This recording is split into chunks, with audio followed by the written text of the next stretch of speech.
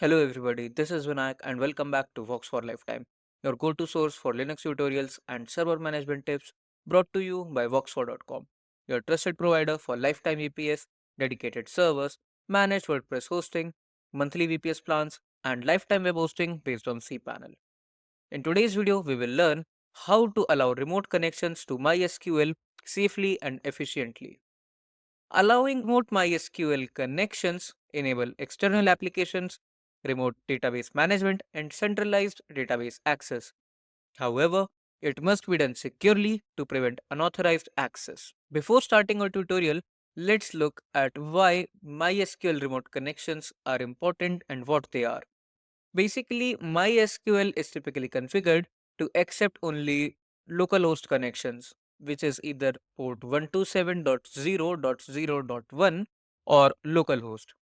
However, in various cases, we need access to be approved for some specific IP addresses which manage our MySQL database or send and receive data. Use case for a remote MySQL connection is for a web application in which a MySQL container is being created and web application is served at some another web server. Also, we can use MySQL for a centralized management because it allows database administrators to manage multiple databases from a central location. And thirdly, we have the collaborative development advantages. For example, if you have a team of developers who will be creating database related queries or work, they can easily work with the remote MySQL database if you have it enabled on your server or database server. Before moving further, we would need to check if MySQL is installed. To do this, go ahead and type mysql-version in your terminal. MySQL version 8 is installed in our Linux server. Now we need root access to our VPS where database is stored to make edits in our configuration file. Secondly, we need the IP address of client machine or the node from where connections will be initiated to our MySQL database server. Also, we will need firewall management permissions and some basic knowledge regarding firewalls such as UFW, firewall D, etc. Before moving ahead, I would like you to back up your database using the command present in our blog. We have to enter our password for MySQL since it is a root level query. Now if I do a ls, we can see the all database backup SQL file is present. This file contains all databases from our MySQL database server. Moving further, to allow remote connections for MySQL, we will open the MySQL configuration file present in the directory /etc/mysql.conf.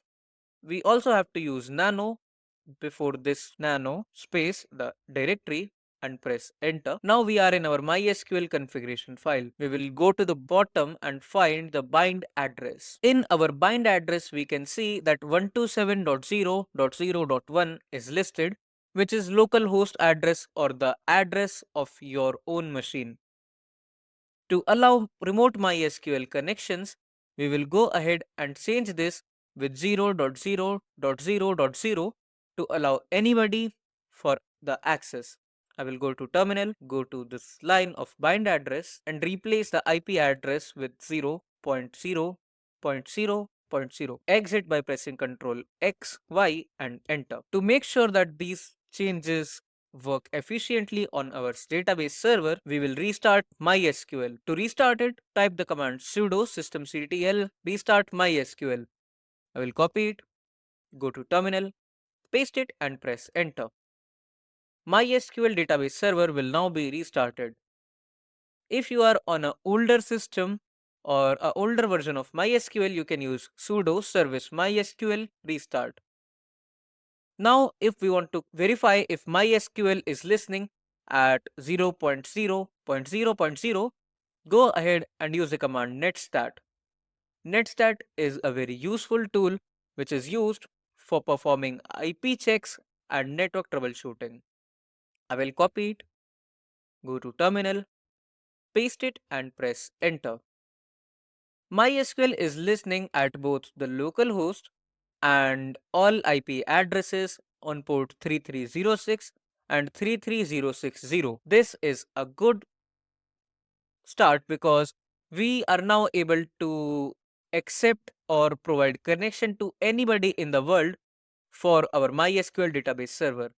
But still there are some configurations left for us to make this work. Since we have now set up MySQL database server to be able to connect it from anybody, we will go ahead and create a user in our MySQL database.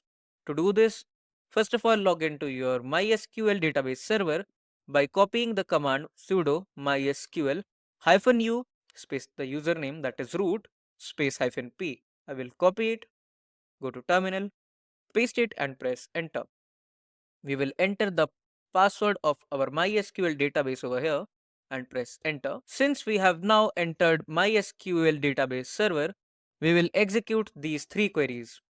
I will copy the first query for creating a user with a specific IP address to be allowed for accessing database server. I will paste it and press enter. This query will create a user with its name as username and allow IP address with a password to be identified.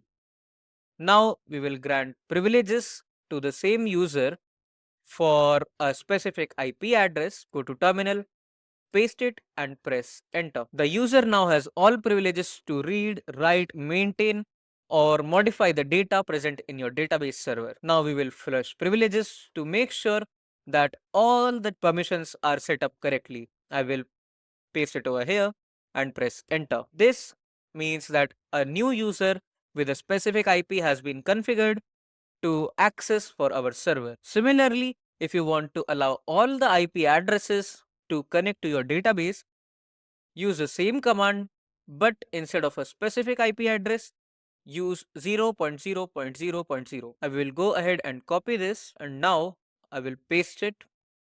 Instead of the IP address, we will use the universal IP block, that is 0.0.0.0.0, and instead of username, let's type username1. Press enter. MySQL version 8 cannot accept a universal query. We will go ahead and use grant all privileges to our username.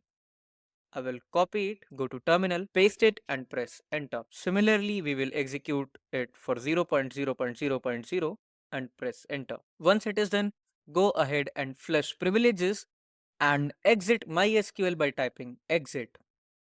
Also, you should avoid granting all of the IP addresses privileges on your database server because it will be resulting in a huge security risk, because anyone can go ahead and launch a brute force attack on your database server and can harm the data present over there. Next, you should also update firewall rules. To do this in our Ubuntu based system, I will copy the command ufw. Use sudo ufw allow 3306, which is our port for MySQL database. Copy it, go to terminal, paste it and press enter. The UFW firewall present in Ubuntu will now allow connections to port 3306, which is a database port. Similarly, if you want to access the database but in a specific IP, we will use the command sudo ufw allow from our IP to any port at 3306. I will copy it, go to terminal, paste it. For example, the remote IP is our IP and that can be 123.12.123.21. I will press enter. This command will allow the IP address 123.12.123.21 to be able to connect on port 3306 on our database server.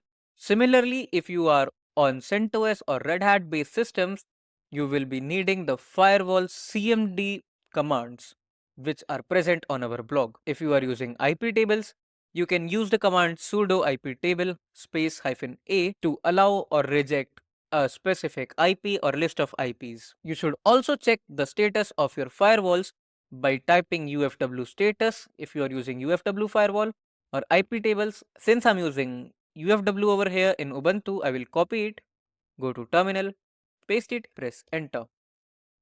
UFW firewall is inactive. It means that it will allow any IP address right now to our server, which is a huge security risk. To change this, I will type sudo ufw enable and press enter. Now I will press Y and enter. UFW firewall is now active and enabled on startup.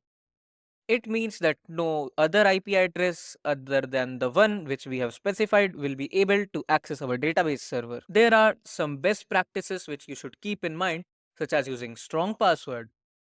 To use a strong password, you can use the script which comes with MySQL regarding the secure installation present in our blog. It will make sure that you use strong passwords for your MySQL databases and users.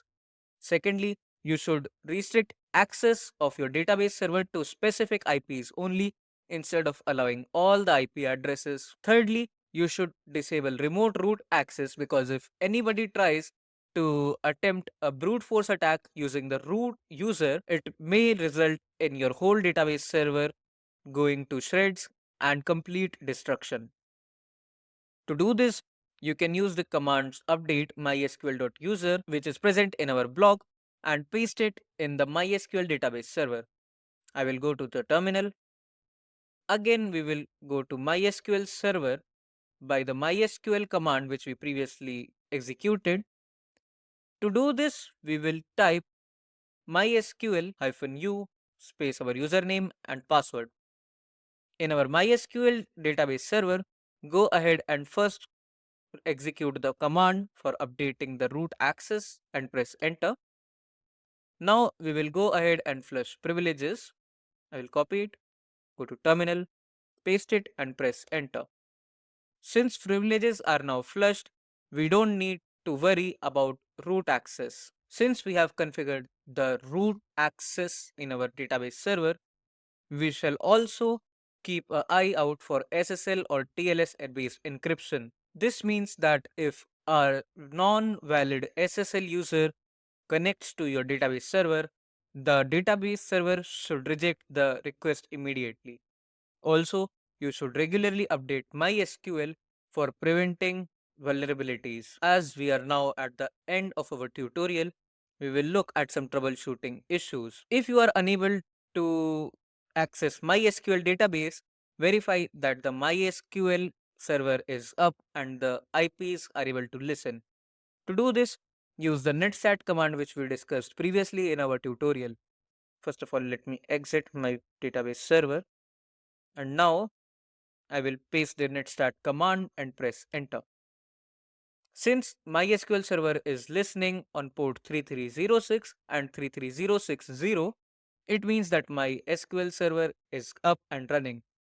You need to make sure that it is same. Also, you should be checking that the IP address should be 0.0.0 if you have allowed the access from anywhere in the world. Next, you should be looking at firewall because if you encounter the connection is refused error, you need to make sure that firewall is enabled. To do this, use the command ufw status. I will copy it, go to terminal, paste it and press enter. UFW firewall is active and it is allowing database access from anywhere in the world along with a specific IP which we previously mentioned. Moving further, if you want to view MySQL error logs, go ahead and copy this directory which is var/log/mysql/error.log. To view the logs, go ahead to your terminal and type cat space paste the directory and press enter. This will show you the MySQL error logs on your server. That's it for today's tutorial on allowing remote connections to MySQL. We covered configuring MySQL, setting up a remote user, firewall adjustments, and best security practices. If you found this video helpful, subscribe to our channel and share it with others managing MySQL databases. For more tutorials, check out our blog linked in the description. And remember, whether you need lifetime VPS, dedicated servers, managed WordPress hosting, monthly VPS plans, or lifetime web hosting based on cPanel, Voxfor has you covered. Thanks for watching and see you in the next video.